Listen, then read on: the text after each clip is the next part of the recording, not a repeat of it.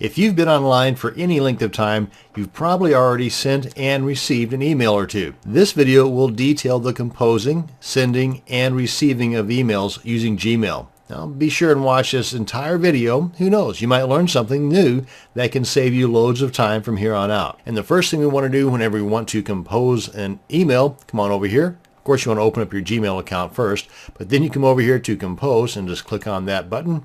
This guy pops up. Now, if you're not familiar with the new look of Gmail, then you might be used to this not popping up. Instead, you might be used to the old way. Now, let me just go ahead and show you. Over here, temporarily switch back. And when we go to compose under the old way, this is what happens. Now, let's go ahead and go back, because I frankly like the new way, because right now everything is pretty much only under compose. That's all you can do. But if we come back here, with this pop-up, you are also able to go through additional functions of your Gmail account. For example, if you wanted to check out some contacts, you come on up here and you get your list of contacts. Of course, this being a new Gmail account for this demonstration, there's no contacts in here. My point though is that this pop-up stays right up here front and center, which allows you to do additional items here that might be related to this particular email you're about to send out. So that's the difference between the new and the old. Everything else is pretty much the same. Basic stuff. You've got your CC here, where it's a basic carbon copy that the primary receiver of this email will know that this person or people are getting the same email that they are receiving. The BCC, or blind carbon copy, the primary receiver of this email will not know they are getting that. And if we just put in an email here, let's try an email to my dummy account here. And the subject's going to be, of course, the all-important test.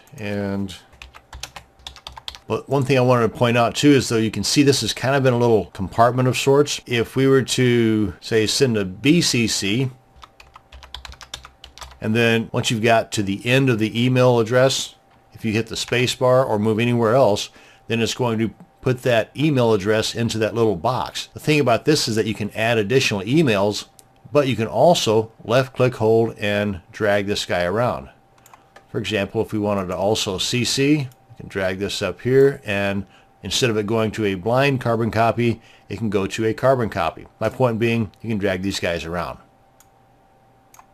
Pretty nifty, huh? Anyway, in addition to that, you also have your basic formatting functions, just like the old way. Come on down here, click on the A with the underline, and you've got your basic formatting functions. And if you don't like what you formatted, hit this guy here, and it will remove all the formatting of the items you have highlighted. Also, you hover over this area down here, you've got some additional options where you can add emoticons or smileys, add a link, an image, or a photo, and files from your Google Drive, which is also right up here. And you could also add an attachment. And if you don't want to send this out, you can go ahead and trash it right here.